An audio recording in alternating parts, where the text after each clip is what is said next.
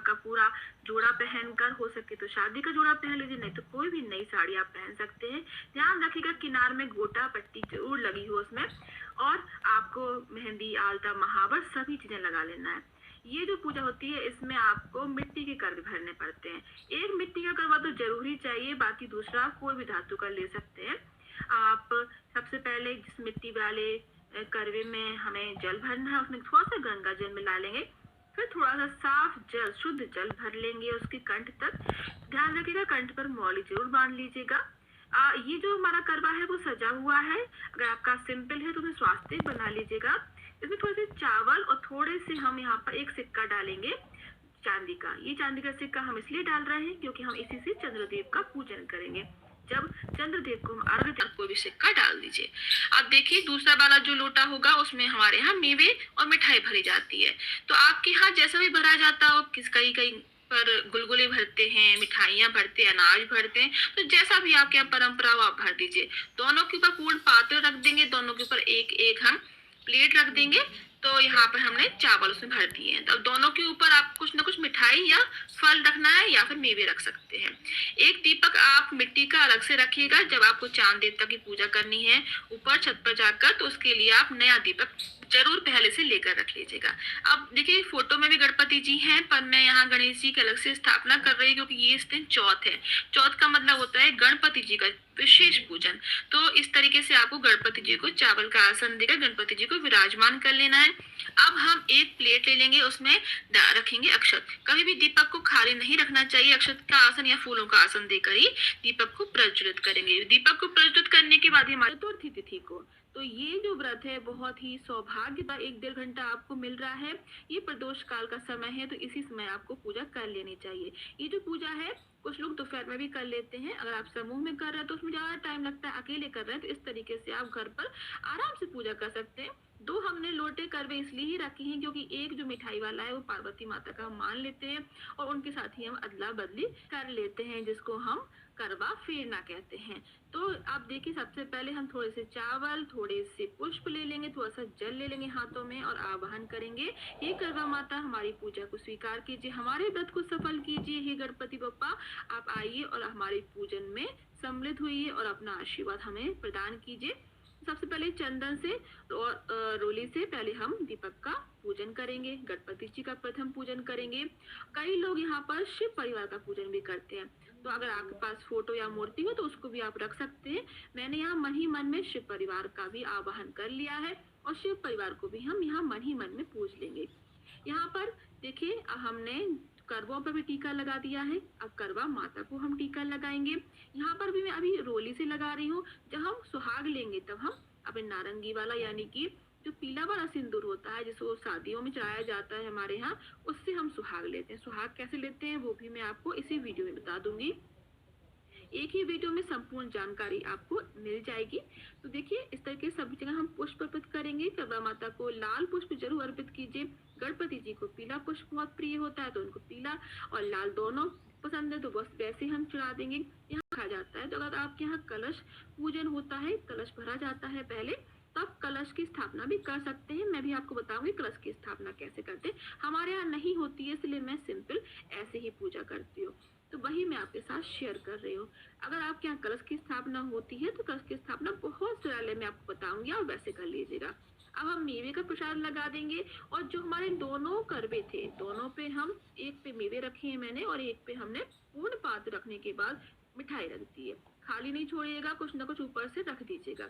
अब हम मौसमी फल अर्पित करेंगे और हमारी करवा माता के लिए हम सुहाग अर्पित करेंगे। सुहाग का सामान जरूर अर्पित कीजिएगा, चाहे 5 चीजें अर्पित करें पर कीजिएगा जरूर। इसमें से कुछ सामान आप अपने लिए रख लीजिएगा और कुछ सामान आप दान दे दीजिएगा। अब यहीं पर पूजा के समय ही बायने की साड़ी भी निकाल लेते हैं। अभी हमें देना नहीं होता है, चंद्र पूजा के बाद जब आपकी पूरी पूजा हो जाए तब आप ये बायने की साड़ी दे सकते हैं, पर अभी देना नहीं, अभी निकाल के रख लीजिए।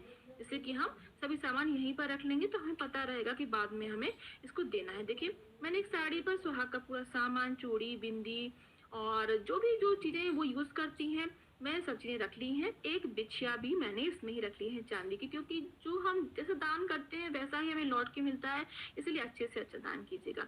अब करवा माता पर हमने चुनरी अर्पित अर्पित कर दी है। चुनरी आप प्लीज नई ही लेके आइएगा, हो सके तो जितना अच्छे से अच्छा हो सके आपको पूजा पाठ में अपनी पूजा की सामग्री अच्छे से अच्छी लेकर आना चाहिए। अब हमने जनी और कलावा गणपति जी पर भी अर्पित कर दिया है और एक कलावा माता को भी अर्पित किया है। ये कलावा बहुत ही महत्वपूर्ण होता है बांधना, जिससे माता हमारी रक्षा करे। और अब हमने सभी सामग्री यहीं पर लगा के रख ली है। कुछ दक्षिणा अपने सामर्थ्य के अनुसार जरूर निकालें। मैंने यहाँ कुछ पैसे निकाल दिए हैं, एक सिक्का भी जरूर निकाल लीजिएगा, जिससे कि हमारी पूजा में कोई कमी रह जाए तो वो पूरी हो जाती है। अब हम आरती कर लेंगे। आरती करवा माता की आरती कथा के पीछे दी होती है, आप वो कर सकते हैं, या फिर आप माता रानी की कोई भी आरती गा सकते हैं। तो पहले हम गणपति जी की पूजा करेंगे, गणपति जी की आरती गाएंगे और फिर हम करवा माता की आरती गाएंगे। हम बहुत प्रेम से, बहुत प्यार से ये पूजा आप कीजिए। बहुत ही सुख, समृद्धि और खुशियां देने वाली ये पूजा होती है। अब हमने आरती कर ली है। अब हाथों में थोड़ा सा जल लेकर हम आचमन कर देंगे 3 बार। जल छोड़ने के बाद ही हमारी आरती संपन्न मानी जाती है। इस टाइम पे आप हवन भी कर सकते हैं। हवन में आप थोड़ी सी जो आपने प्रसाद भोग लगाया है वो जरूर डाल लीजिएगा। अब हम जो जल छोड़ेंगे वो अपने साड़ी के पल्लू में थोड़ा सा जल लेके हम सभी चीजें बांट देंगे। अच्छी तरीके से आपको यहाँ पर आचमन करना है, सभी चीजें आपको मिनस लेना है। फिर यहाँ पर हम आरती माता रानी को देंगे, आरती खोल लेंगे और हाथ जोड़कर प्रार्थना करेंगे। अगर हमारी पूजा में कोई भूल चूक हो गई हो तो उसे माफ कीजिएगा और हमारे व्रत को सफल बनाइएगा और हमारे घर में सुख शांति समृद्धि लाइएगा और हमारे पति और हमारे रिश्ते में हमेशा प्यार और सम्मान बना रहे। इस तरीके से आप देखिए। अब हम जो हमारी थाली है उसको तैयार कर लेंगे। अब ये थाली कैसे तैयार करनी है चंद्रमा पूजन के लिए, वो वीडियो मैं सेपरेट डाल दूंगी, क्योंकि ये वीडियो काफी लंबा हो जाएगा नहीं तो। अब हम हाथों में थोड़े से अक्षत या गेहूं के दाने या कोई भी अनाज लेकर, पुष्प लेकर ये कथा पढ़ लेंगे। कथा की वीडियो आपको मेरे चैनल पर मिल जाएगी। आप वो कथा खोलेंगे तो कथा भी आपके साथ साथ में हो जाएगी। तो ये देखिए, सुन लेनी है, पढ़ लेनी है। समूह में कर रहे हैं तो सुन लीजिएगा, अकेले कर रहे हैं तो पढ़ लीजिएगा। अब वो चावल और पुष्प हम माता के चरणों में डाल देंगे, पल्लू में भी बांध लीजिएगा। फिर बाद में पूजा के समय, चंद्र पूजा के समय आप उनको अर्घ के समय छक दीजिएगा। अगर आपके पास ये सीख हो तो बहुत अच्छी बात है, नहीं है तो कोई बात नहीं, बिल्कुल चिंता करने की जरूरत नहीं है। जितनी भी सामग्री मिले वो सब प्रेम भाव से आप पूजा कीजिए, आपकी पूजा जरूर सफल होगी, क्योंकि माता रानी या कोई भी भगवान हो, आपकी जो पूजा है उसमें भाव देखते हैं। तो देखिए, अब सबसे आखिरी में पूजन करने के बाद आपको करवे फेरना है। आपको अपना करवा माता से ही बदलना है, तो इसको हम फेरना कहते हैं। आपको क्रॉस कर लेना है हाथों को और इस तरीके से 7 बार आपको फेरना है। और आपको लगातार ये भी बोलना है साथ साथ में, बदलते बदलते, ले सुहागन ले करवा, दे सुहागन दे करवा, ले सुहागन ले करवा, दे सुहागन दे करवा।